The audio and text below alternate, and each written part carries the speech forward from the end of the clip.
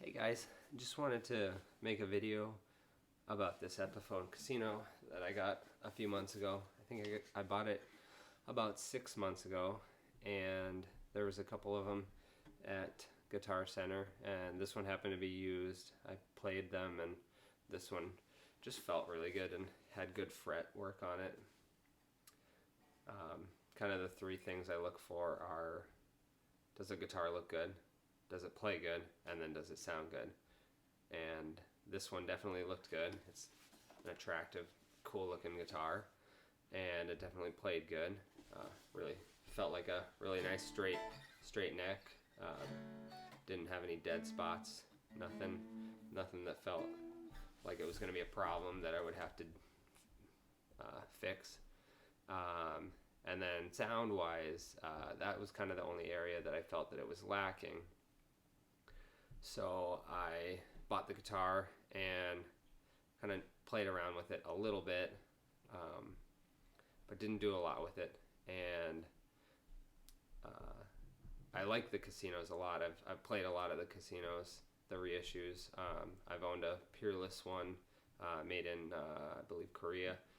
That one was a fantastic guitar, but kind of always the thing that I'm fussy about with the casino is the pickups. I find that they're noisy and too loud.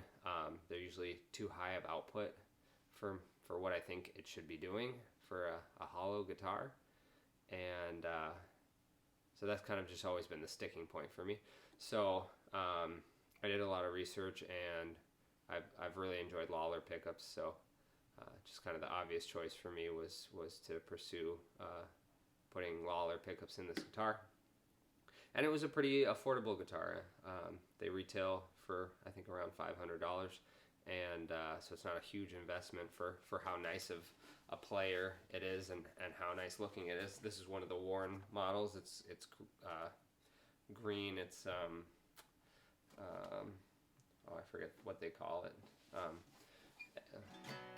Kind of a sage color, kind of an army green sort of thing. It's got a nice nut. Looks like Graph Tech nut. It's got nice tuners, vintage style tuners. Nice cream binding on the neck and on the body. I just thought it looked great all around. It's got the what are these, trapezoid inlays, or parallelogram, or whatever they're called. It's been a while since I've taken a math class. Yeah, and the trapeze tailpiece. I see a lot of people mod these, and they'll put a Bigsby on. I love the look of a Bigsby. I don't like how much they weigh. I don't like how they function. So I usually stay away from a Bigsby. But the trapeze looks great, and it's easy to restring, and it gives you great tuning stability. And so not having to fight tuning stability is something that I care a lot about. So I put the Lollars in. It's fun because they sell a set that they age the covers for you, which I thought fit the aesthetic of this guitar a lot. I pulled the E. They put a sticker on the pick guard there that's a letter E for Epiphone, of course, and I pulled that off. I sanded down the truss rod cover. That had a E on it as well. I thought it just kind of streamlined the guitar. Just having the Epiphone logo up top was plenty for me. And so the pickups. These are Lollar dog ear P90s, and they are the 50s wind. That was crucial, I thought. They sell a standard set of Lollar P90 dog ear pickups.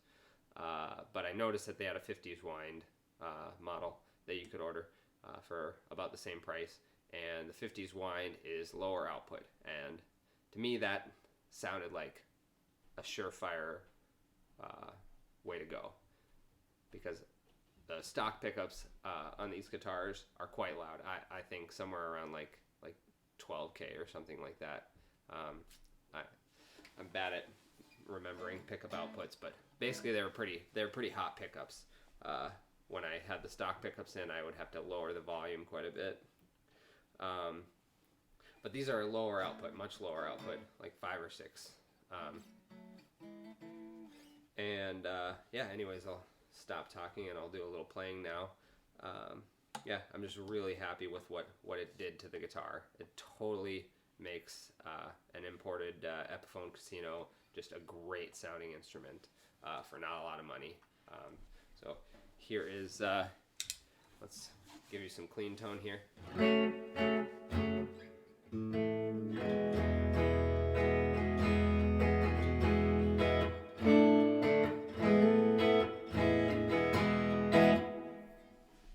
And that's with the Strymon Flint on the plate reverb. Here it is with an Archer Icon.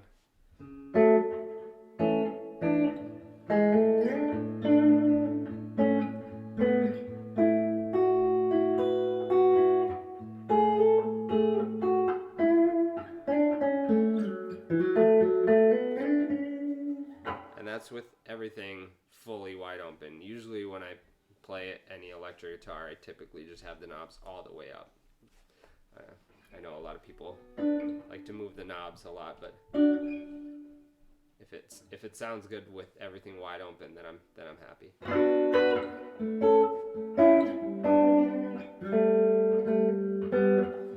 Here's the Archer combined with the JHS Morning Glory.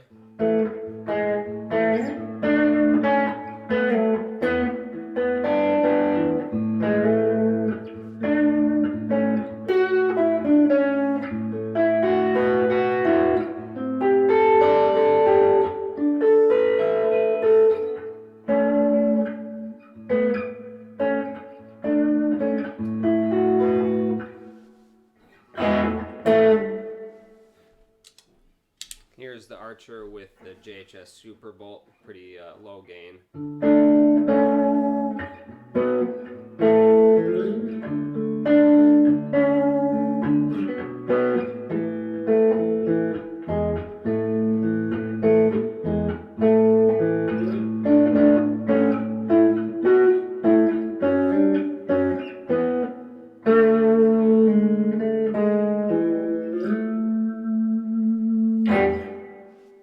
You can definitely get the guitar to feed back, and it's not difficult because it's hollow, but with these pickups it definitely gives you a lot more leeway too. You're not fighting it feeding back constantly, which I struggled with a lot of other Epiphone Casinos that I was playing.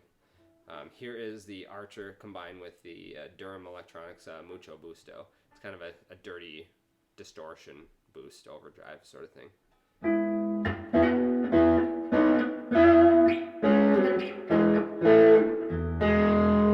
And actually, with this guitar, the Mucho Busto with the Archer is my favorite combination. I think it gives it kind of a nice bitey, vintage kind of sound.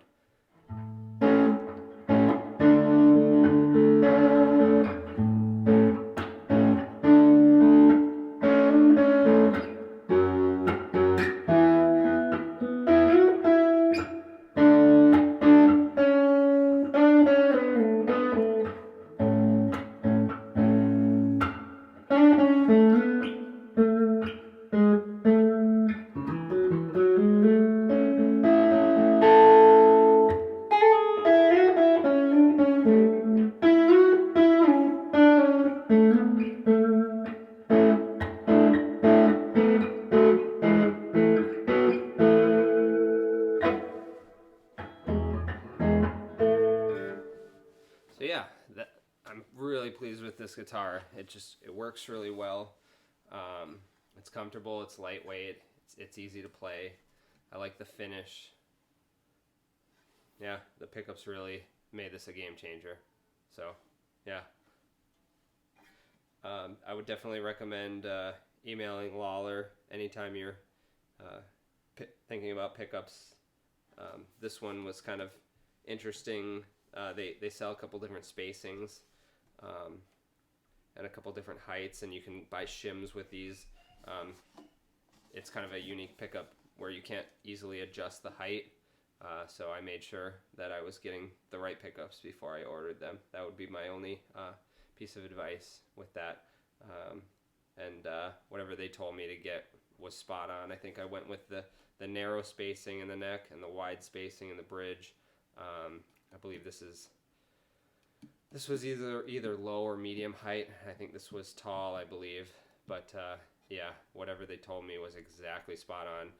In some of their own videos, I've seen this exact guitar with their own pickups in them, so they steered me in the right direction, and it was easy to swap them out too. Didn't have to pull all the guts. I know a lot of people like to just replace everything, but you get full-size CTS pots in these, and I'm not really much of a wiring snob. I care a lot more about pickups. I think that they have a much bigger impact on tone, but you could certainly gut the whole thing if you wanted. It wouldn't be a whole lot more of an investment, but in my experience, just changing pickups and keeping stock wiring has been just fantastic, and I haven't had any issues. I've had Squires and lots of other affordable guitars built overseas that I've swapped pickups on, and a lot of times the stock wiring and the stock pots are fantastic. You know, sometimes you'll get a weak output jack, and so sometimes getting a Switchcraft jack put in there, that might be a worthy investment of just a couple dollars, whatever. But yeah, it's a fantastic guitar. If you're looking for one of these, I would highly recommend changing out the pickups. Thanks, guys.